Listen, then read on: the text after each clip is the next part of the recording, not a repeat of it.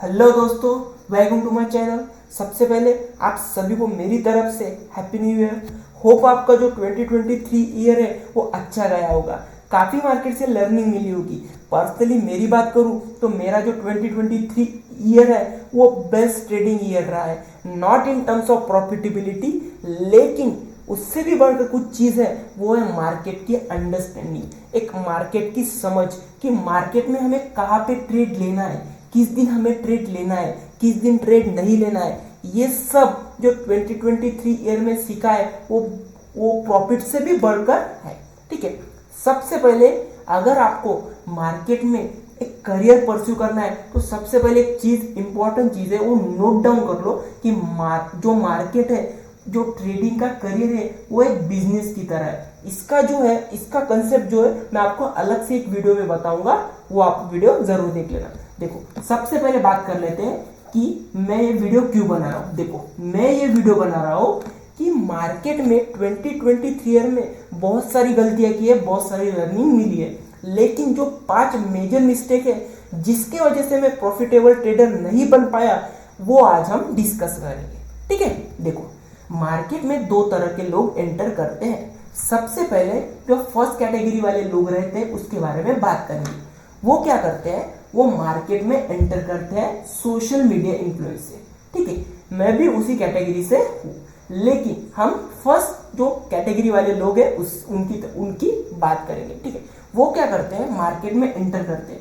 Market में enter करने के बाद वो क्या सोचते हैं, वो बड़ा अमाउंट लेके आते हैं। बड़ा अमाउंट लेकर आने के बाद वो क्या करते हैं, उस अमाउंट को डबल करने का सोचते हैं। मीन्स ये कैसे सोचते हैं, वो सोचते हैं एक ही दिन में, अगर उनको एक ही दिन में मार्केट 1000 रुपए के 2000 देंगे तो वो क्या करेंगे, वो दोबारा एक बड़ा अमाउंट लेके आएंगे।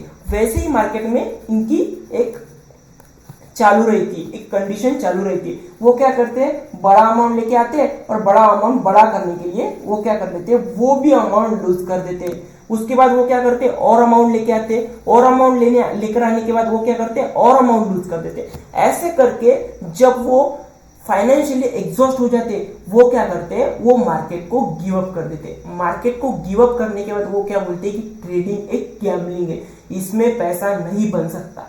लेकिन दूसरे कैटेगरी वाले लोग क्या करते हैं, उनकी भी प्रोसेस सेम यही रहती है। ठीक है, ये जहां तक इन्होंने जिस लेवल से गिव अप किया, ये दूसरे कैटेगरी वाले लोग क्या करते हैं, जैसे कि मैं, वो क्या सोचते हैं, नहीं, अगर इसने मार्केट में करियर बनाया है तो मैं भी मार्केट में करियर बना सकता हूं। तो वो क्या करते हैं, वो सोचते हैं कि इसने क्या किया ऐसा कि मैं भी वो कर पाऊं। तो वो क्या करते हैं, वो चालू कर देते हैं लर्निंग, मार्केट में चालू कर देते हैं लर्निंग। अब एक चीज और इंपॉर्टेंट, मार्केट में अगर सक्सेसफुल होना है तो क्या करना है, जो हमने 5-6 महीने मिस्टेक किए, मिस्टेक कैसे है कि कुछ भी लर्निंग ना करके सिर्फ मार्केट में अमाउंट लाके इसकी टिप्स लेके, उसके इंस्टाग्राम की पोस्ट देख के, उसके टेलीग्राम टिप्स देख के अगर हमने रैंडमली बाय सेल किया है, जो 5-6 महीने हमने ऐसे ही वेस्ट किए, उसको छोड़ के जिस दिन से आप एक रेगुलर प्रैक्टिस कर रहे हो, रेगुलर एक लर्निंग कर रहे हो, उस दिन को पकड़ के कम से कम 3 साल पकड़ लो, मार्केट को आपको समझने के लिए लगेंगे, मिस लगेंगे। ये डिपेंड करता है कि आप कितने एफर्ट डालते हो, कितनी अच्छी आप पढ़ाई करते हो मार्केट की, तभी आप उस पे डिपेंड करेगा कि आप कितने दिन में एक सक्सेसफुल ट्रेडर बन पाओगे। देखो, वैसे तो मार्केट में जो भी बोलेगा कि मार्केट को मैं पूरा समझ चुका हूं, उसी दिन से उसका डाउनफॉल चालू होगा, क्योंकि मार्केट रोज आपको अलग अलग लर्निंग देते रहेगा, उसको आपको एडेप्ट करना होगा और उसी तरह से आपको ग्रो करना होगा। तो दूसरे कैटेगरी वाले लोग कौन से रहते हैं, दूसरे कैटेगरी वाले लोग रहते हैं मार्केट को लर्निंग स्टार्ट कर देते हैं, मार्केट में वो भी फेल होते हैं, वो भी उठते हैं, लेकिन लर्निंग उनकी चालू रहती है। ठीक है, तो लर्निंग हमारी ऐसे ही 2 साल से कम चालू है। तो उसमें से अभी जो हमारी 5 मेजर मिस्टेक है 2023 ईयर में, वो क्या थी, और उसको हम अभी एनालाइज करेंगे कि हम उसको कैसे सुधारेंगे, और 2024 में वो हमसे ना हो पाए, उसको हम एक अच्छे तरह से एक पैटर्न बना लेंगे। ठीक है, देखो, सबसे पहली जो मिस्टेक रही है मेरी वाली, वो रही है ये वाली, जो पहली वाली मिस्टेक है वो है late execution due to fear. अभी इसका मतलब क्या है, देखो, यूजुअली मैं क्या कर रहा हूँ, 1 महीने से मैंने यूट्यूब चैनल ओपन किया है, तो मैं क्या कर रहा हूँ, रोज आपको प्रीवियस डे पे अगले दिन का जो एनालिसिस रहता है वो आपको सबको बता दे रहा हूँ। अगर आप मेरी एक्यूरेसी देखोगे तो क्या हो रहा है पता है क्या, एक्यूरेसी मेरी कम से कम 80-90% आ रही है। इतना मैंने बहुत ज्यादा बोल दिया। अगर 70% भी पकड़ लोगे तो क्या हो रहा है पता है क्या, मार्केट मेरा जो एनालिसिस है उसको ही फॉलो कर रहा है। लेकिन मैं क्या कर रहा हूं, मेरी यहाँ पे साइकोलॉजिकल मिस्टेक क्या हो रही है कि मैं उस एनालिसिस को एक अच्छे ट्रेडर की तरह फॉलो नहीं कर रहा हूं। मीन्स मेरे को फियर आ रहा है उसी टाइम ट्रेड लेने के लिए, उसी के कारण मैं क्या कर रहा हूं, लेट एग्जीक्यूशन कर रहा हूं। और लेट एग्जीक्यूशन करने के बाद क्या हो रहा है, मेरा स्टॉप लॉस हिट हो रहा है और मार्केट उसके बाद ऊपर जा रहा है। लेकिन जहां पे मैंने एक अच्छा प्लान बनाया है उसी टाइम पे मेरे अंदर एक फियर आ रहा है। ये फियर क्यों आ रहा है, फियर आ रहा है ड्यू टू बहुत सारे बड़े बड़े लॉस होने के बाद। पहले बहुत सारे लॉस हुए, उसके बारे में भी हम अपने अगली वीडियो में, मतलब जिस दिन में हमें वीडियो बनाना होगा उस वीडियो में हम बात करेंगे, ठीक है। तो ये मेरा फर्स्ट है, लेकिन late execution due to fear, और इसी के कारण मैंने बहुत बहुत बड़े बड़े जो रिस्क टू रिवॉर्ड वाले ट्रेड है वो मिस किए हैं। और उसी के कारण जो दूसरी मिस्टेक है वो दूसरी मिस्टेक हो रही है। कौन सी, taking illogical trades due to FOMO. अब फोमो का मतलब fear of missing out. Means एक बार अपना ट्रेड मिस होने के बाद हम क्या करते हैं कि हम फोमो लाते हैं। मीन्स हम मार्केट में क्या करते हैं, एक इलॉजिकल डिसीजन लेते हैं। क्यों इलॉजिकल डिसीजन लेते हैं कि हमारे मन में क्या आता है कि मार्केट इतना ज्यादा बढ़ गया है तो मैंने ट्रेड क्यों नहीं लिया। अब इसी के कारण हम क्या करते हैं, हम इलॉजिकल डिसीजन बना लेते हैं, कुछ भी सिनेरियोज मन में बना लेते हैं और उसी के कारण हम क्या करते हैं, उसी के कारण हम कहीं पे भी ट्रेड ले लेते हैं और उसी के कारण हमारा स्टॉप लॉस हिट हो जाता है। और फिर मार्केट बंद होने के बाद हम क्या सोचते हैं कि यार हमने अगर हमारे एनालिसिस पे ही ट्रेड लिया होता तो हमें आज लॉस नहीं होता। क्योंकि देखो मार्केट में राइट एनालिसिस करने के बाद भी अगर अपना स्टॉप लॉस हिट होता है तो बहुत दुख होता है, क्योंकि हमने पहले ही राइट एनालिसिस किया होता है, लेकिन ड्यूरिंग द मार्केट हम अलग ही अपना एक सिनेरियो बना लेते हैं। इसको कहते हैं साइकोलॉजिकल मिस्टेक। और यही मिस्टेक मेरी मार्केट में 2023 में बहुत ही बार हुई है। लेकिन 2024 में मैं मेक श्योर करूंगा और आप भी मेक श्योर करना कि ये मिस्टेक आपसे ना हो। देखो मार्केट में बहुत सारे वीडियोस अभी ट्रेडर बनाएंगे कि मेरे से ये मिस्टेक हो गई, मेरे से ये मिस्टेक हो गई, और मैं भी आपको बता रहा हूँ कि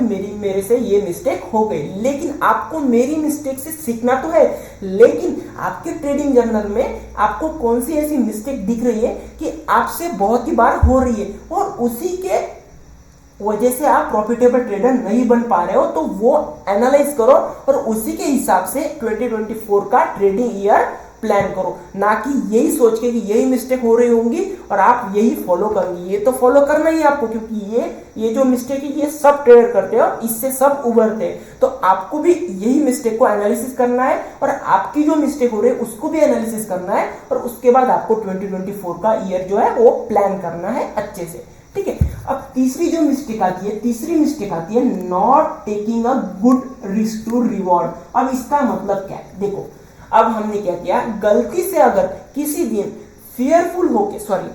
विदाउट फियर हमने अगर अपना जो राइट एनालिसिस के बाद राइट जगह पे अगर एंट्री ले ली तो क्या होता है पता है क्या, तो होता है हमारे मन में आता है एक फियर फैक्टर। यहां पे भी फियर फैक्टर आता है कि अगर मेरा स्टॉप लॉस हिट हुआ तो यहाँ पे हम गलती क्या कर देते हैं कि मार्केट हमें 1:4 देके चला जाता है, लेकिन मैं कहाँ पे देखो यहाँ पे मुझे मार्केट में 1:4 मिल गया, लेकिन मैंने एग्जिट कहाँ पे किया, मैंने एग्जिट किया यहीं पे।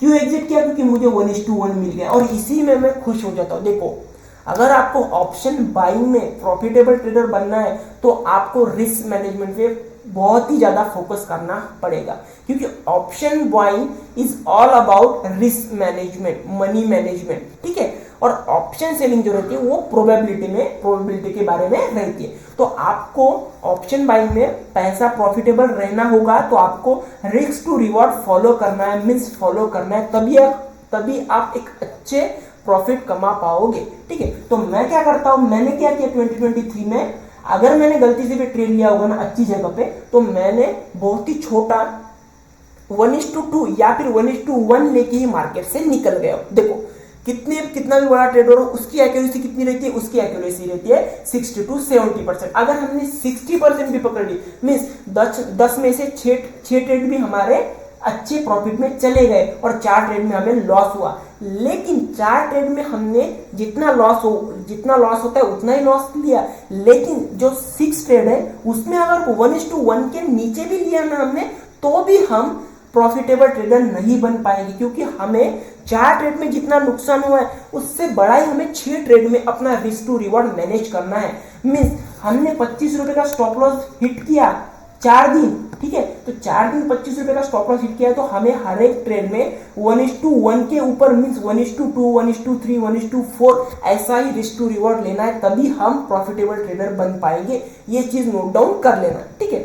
अब चौथी मिस्टेक मेरी रहती है not giving attention to bigger time frame. अभी इसका मतलब क्या है, देखो यूजुअली मैं क्या करता हूं पता है क्या, मैं फॉलो करता हूं 4 टाइम फ्रेम, ठीक है, 5 मिनट, 3 मिनट, 15 मिनट, ठीक है, 5 मिनट, 3 मिनट, 15 मिनट और 1 मिनट। ये जो 4 टाइम फ्रेम में मैं फॉलो करता हूं यूजुअली। लेकिन बड़े जो प्रोफेशनल ट्रेडर रहते हैं ना वो क्या करते हैं, वो बड़े टाइम फ्रेम भी देखते हैं। Example 1 day time frame, weekly time frame और मंथली टाइम फ्रेम। अभी मंथली कैंडल क्लोज हुए तो मंथली कैंडल कैसे क्लोज हुई है तो उसका जो व्यू रहता है वो मंथली कैसे रह पाएगा वो उस कैंडल पे डिपेंड रहता है। तो वो क्या करते हैं, वो एक व्यू बना लेते हैं कि इस मंथ में मार्केट में ऐसा ऐसा हो सकता है। कब, जब हम बड़े टाइम फ्रेम को में देखेंगे। तो हमें क्या करना है 2024 में, एक बड़े टाइम फ्रेम का भी सिनेरियोस अपने मन में रखना है